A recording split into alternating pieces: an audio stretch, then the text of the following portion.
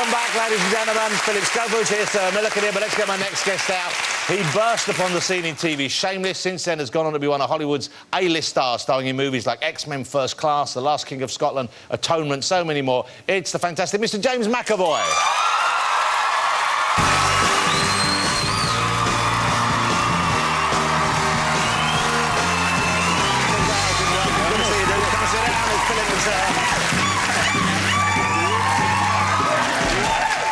How you doing, James? After that rousing reception, I feel rather... Yes.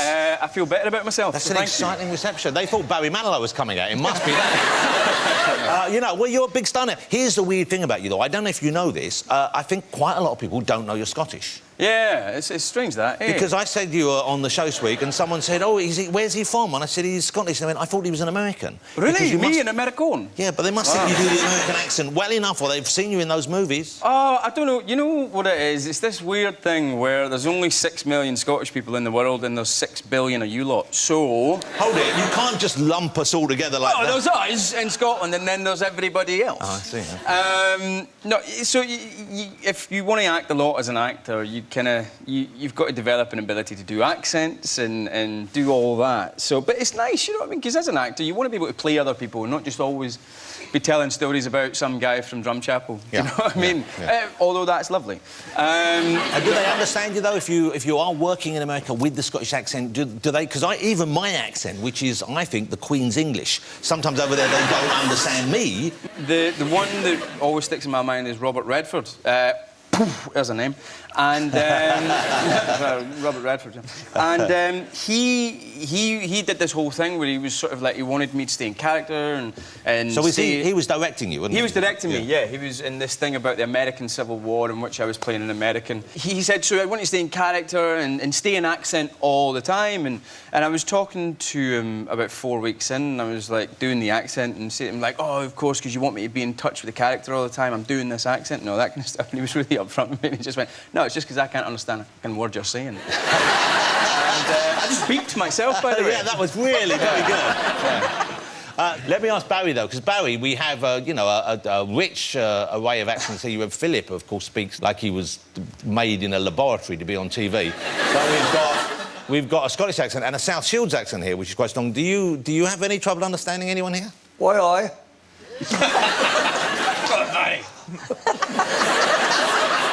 You know what? He's been rehearsing for hours to get that word. Thank you, Barry. Like Dick Van Dyke's with us. OK, so when you're working on an accent, though, like American's not like that, how do you know you've got it right? Because a lot of people from over here, when I see movies, I think sometimes it doesn't ring true to my ears. Yeah. I think one of the main things is not to try and get the sound right. Actually, you've got to try and make sure it's still your voice, just with a different accent, because I think what a lot of people do is they end up putting on a funny voice. So it's still got to sound like it's coming for your belly and your chest and your bum and your sort of like... But it is, it's all the cavities in your body that make the sound, isn't it? It's them that give you the resonance, so your bum is a big cavity. Anyway...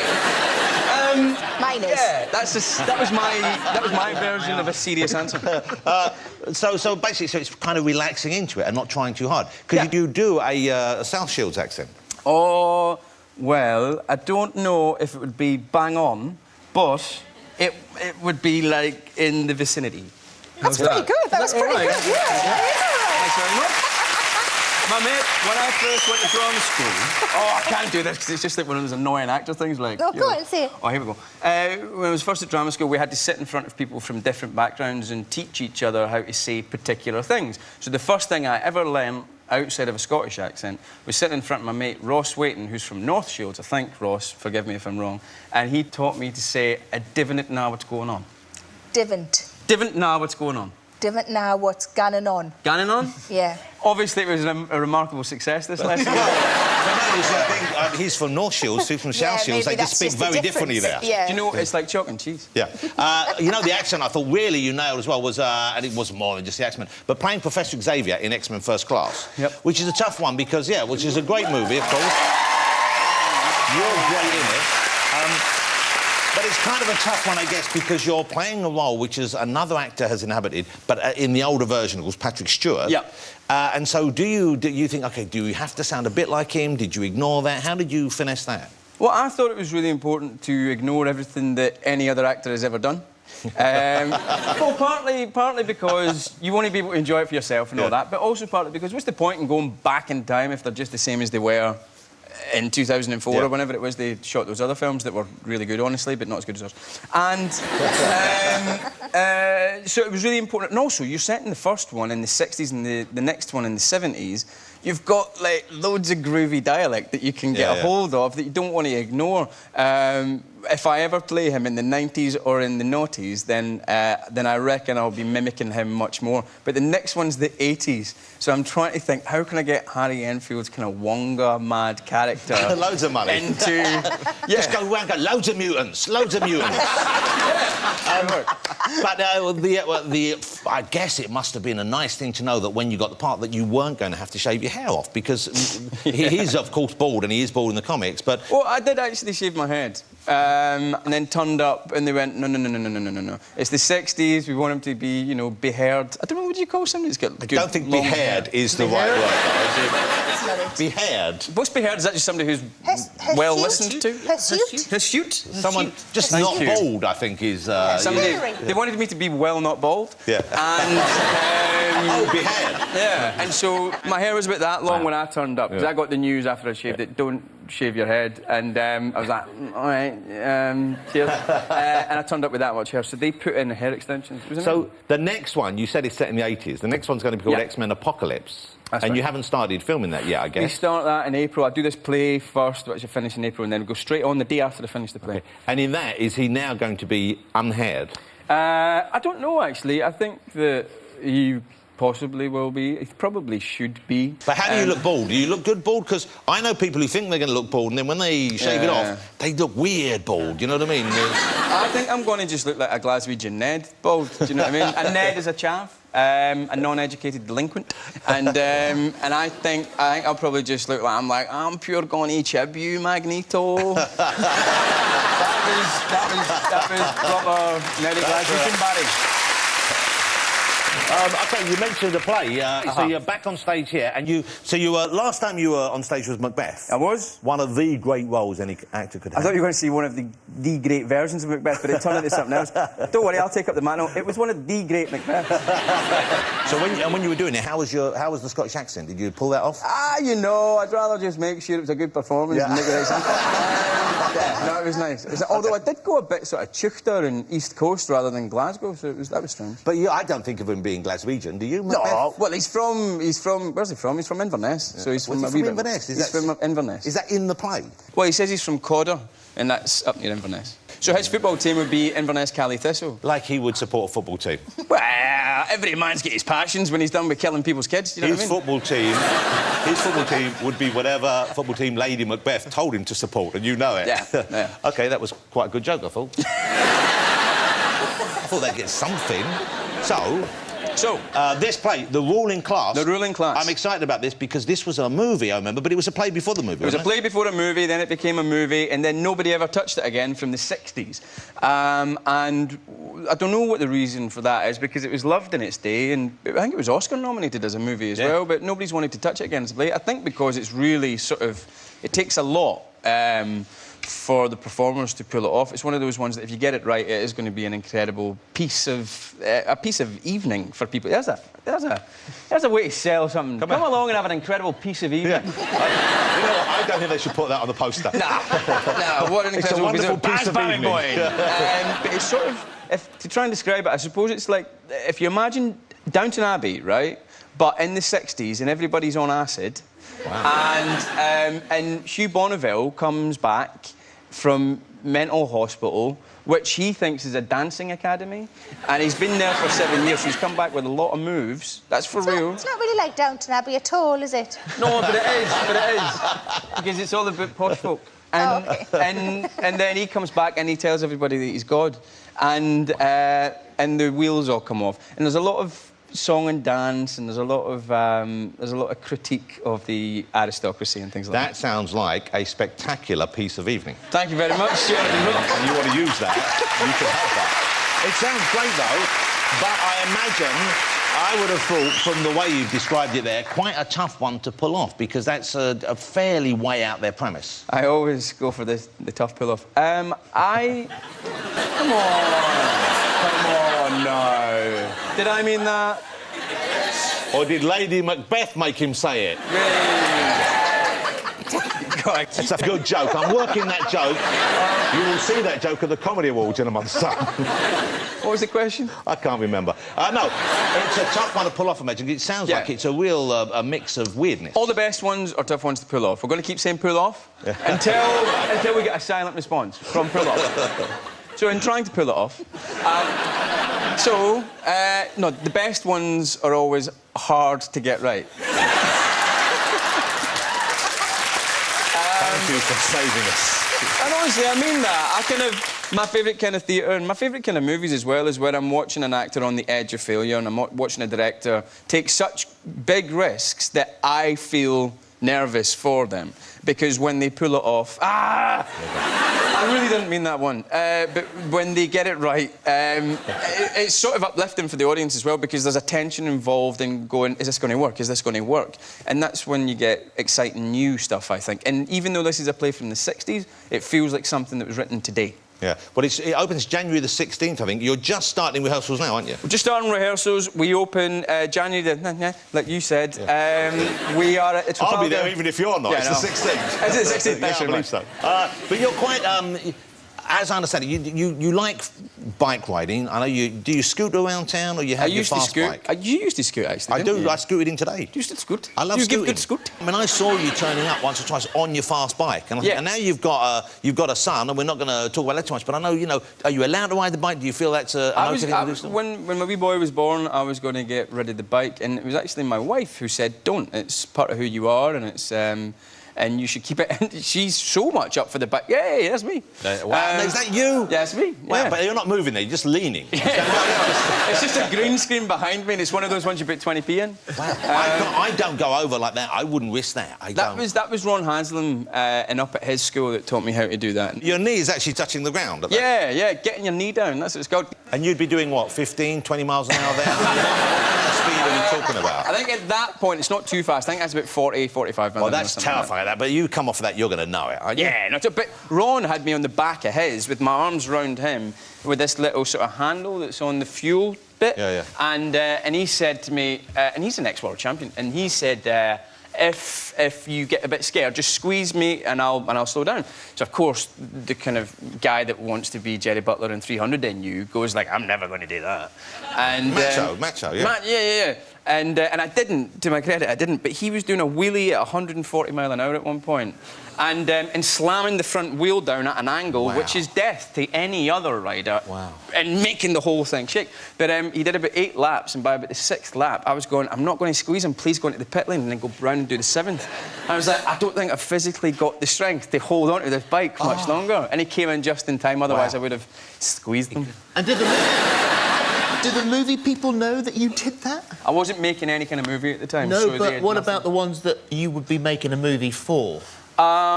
He's not like a slave. He can do stuff in between on his own free will. They don't own him. If they've got, like X-Men, a massive, great set of movies, and they depend on you, and they knew that you were doing a wheelie at 140 miles an hour, barely holding on.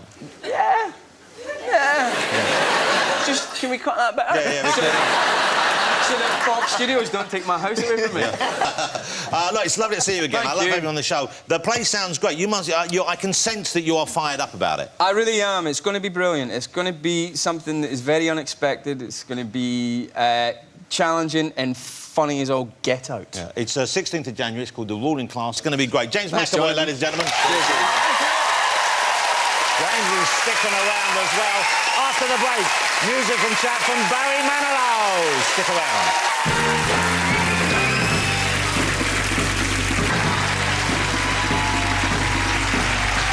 Welcome back, ladies and gentlemen. Let's get my next guest out. You know who he is, a musical superstar. He has sold, get this is remarkable, over 80 million albums worldwide. to 3 very devoted fans. Please welcome the fabulous Barry Manilow. Lovely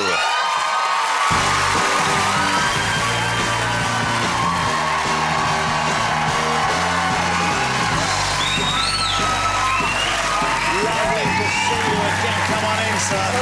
You've met Philip, you've met Sarah, you've met James, I think. You're all brilliant, brilliant. Wow. Great to have you here back in Thank the UK.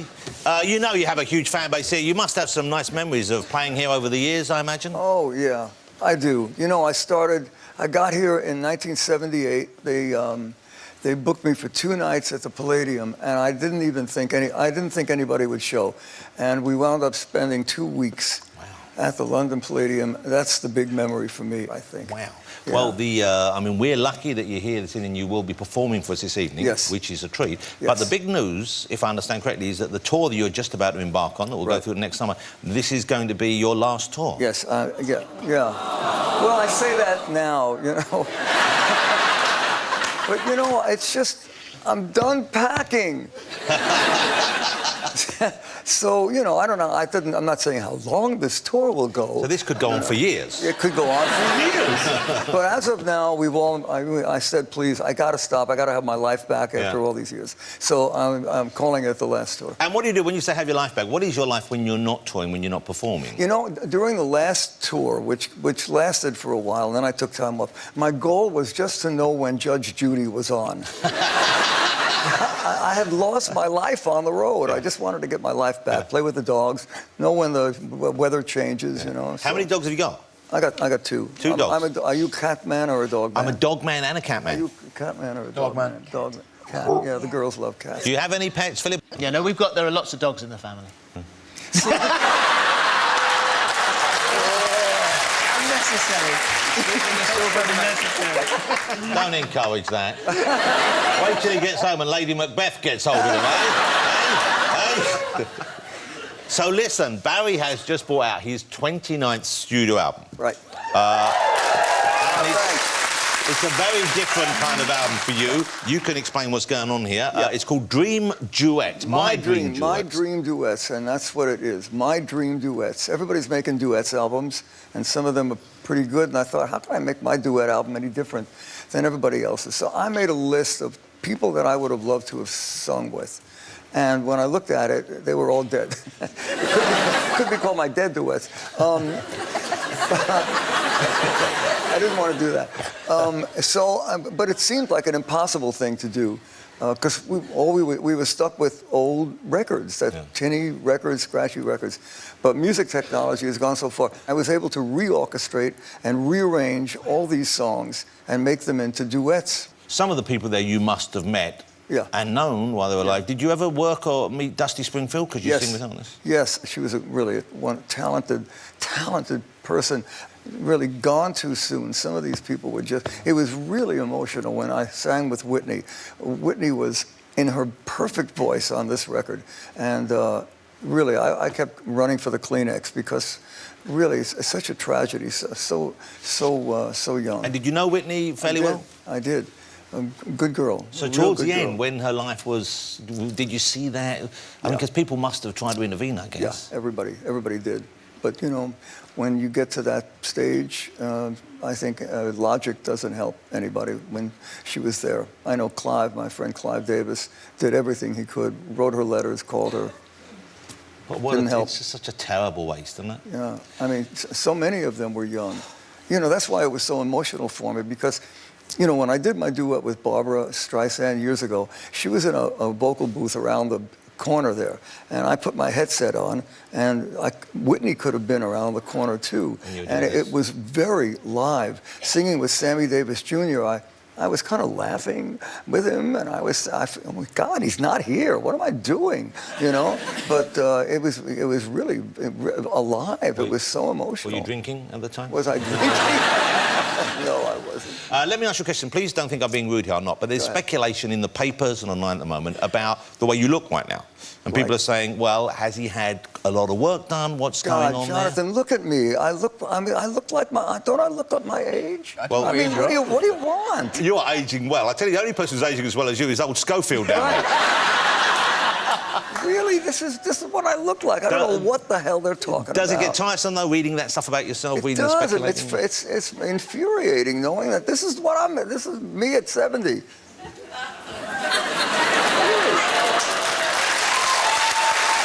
That is I swear. the only answer that I will accept. You know, let me ask you about the Vegas years, because how long did you have that residency in Vegas for? I did 7 years in Vegas, and there were 7 great years. I did 5 at the Hilton and 2 at the Paris. And when they offered it to me, I thought, oh no, Vegas. I don't know. I had nice times, one or two shows that I did in Vegas. But what's going to happen if I actually stay there in residence? It was 5 great years. We were able to change things around night after night. Plus, I live in Palm Springs, so we could fly there every night. I was able to be home most of the week and then fly to these great audiences. It was a great, great experience. Would you do it again? Because I get the feeling one of the things about the tour that maybe is exhausting for you is the travelling, is the packing, is the moving to new cities. Yeah. Was there, you know, they'll build you a place to live there if you want, won't they? They did that for Celine Dion. If I got that phone call, I would be hard to turn it down. I loved it so much. Well, Sarah, you've been to Vegas as well, I believe. Yeah, I went to Vegas a long time ago. I was surprised by the hotels. You know, they're really fancy, but the bed had 3 pillows at the top. And I knew who, like, 2 were for. But I didn't know who the 3rd one was for. And there was a sign that said that you were allowed to bring a company back to the hotel, but you couldn't... What hotel were you staying at? It was clearly a classy one, Harry. But you couldn't bring food into the room. So you could bring... So the only way you could get a pizza in is if a prostitute brought it in for you. Let me ask about your fan base, because I was talking earlier, as we know, Sarah stalked Philip for many years and now has fans. You've had some fairly devoted admirers, haven't you? Many. No, I'm really very lucky. You know, especially here in Britain. They always told me that if they like you in Britain, they will like you forever. You're a fan, aren't you, James? Yeah, I have been for a long time. A long, long time. I've actually... one of my key moments of learning how to perform was pretending to be you. And there is actually video footage that Joanthan Ross does not have. Of me in a pair of my sister's white trousers, singing Copacabana, and it was really one of the first times I ever sort of got on stage and sort of gave it some welly as a performer. Wow. So, and it was because when I was a wee boy, it was my favourite song, and you were one of my favourite singers. So now that you're in the business, you owe me a thank you. I owe you 5% of everything I've ever done. And do you do it? I mean, do you still bust it out ever? I've busted out Copa, the story of Tony and Lola, a couple of times, quite a few times in karaoke. So yeah. do you know all the words? Yeah, I'd say it. Yeah. And if I play piano for you, would you? This could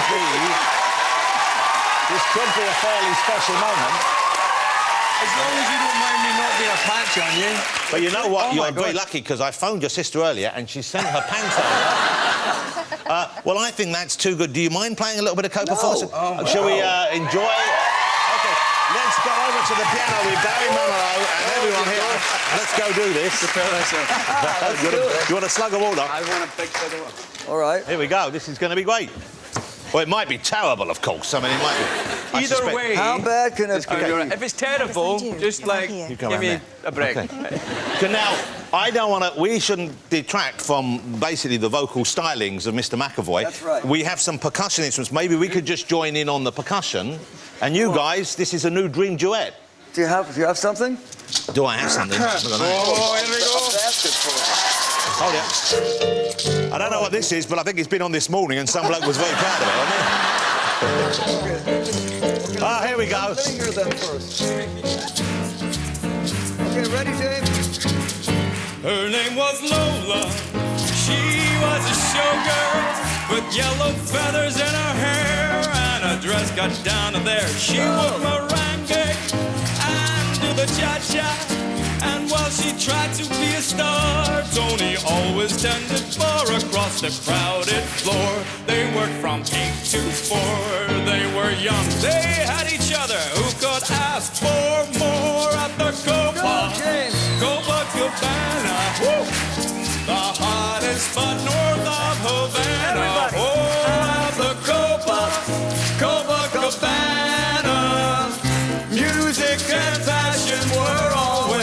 fashion at the Cova. They fell in love. All right. Barry Manilow, Thank you so much. James McAvoy, Sarah Millican, Philip Schofield. There you go, that was pretty special. Why don't you guys head over there so we can enjoy the song together. Thank you, James. Thank you, Philip. Thank you, Sarah. Thanks to all my guests tonight. Next week on the show, I'll be joined by Miranda Hart, Jeremy Clarkson and Martin Freeman, and we've got music from X Factor's Ella Henderson. But now, with What a Wonderful World, accompanied by the late Louis Armstrong, it is the one and only Mr. Barry Manilow, ladies and gentlemen.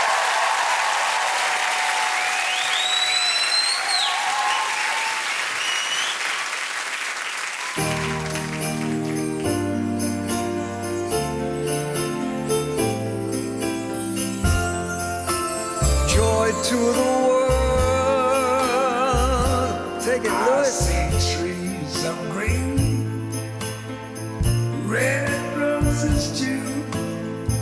I see them bloom for me and you. And I think to myself, And I think to myself, what a wonderful world. oh, what a wonderful world. And I see skies of blue, clouds so white, the blessed day and the dark sacred night. And I think to myself, oh, what a wonderful world.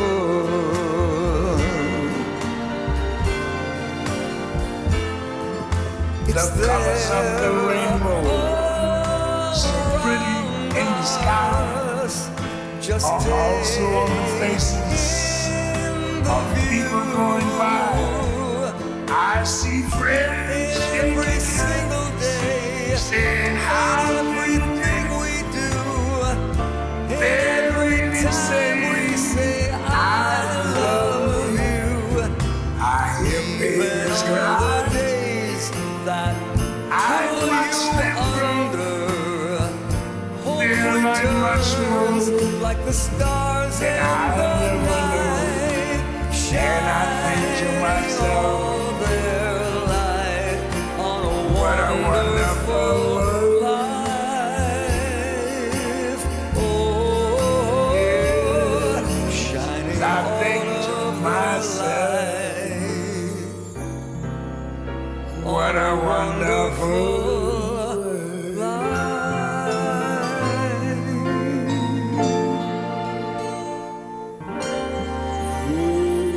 oh yeah.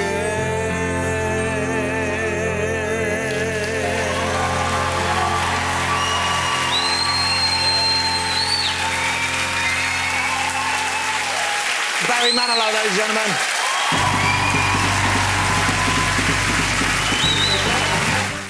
Well, Jake and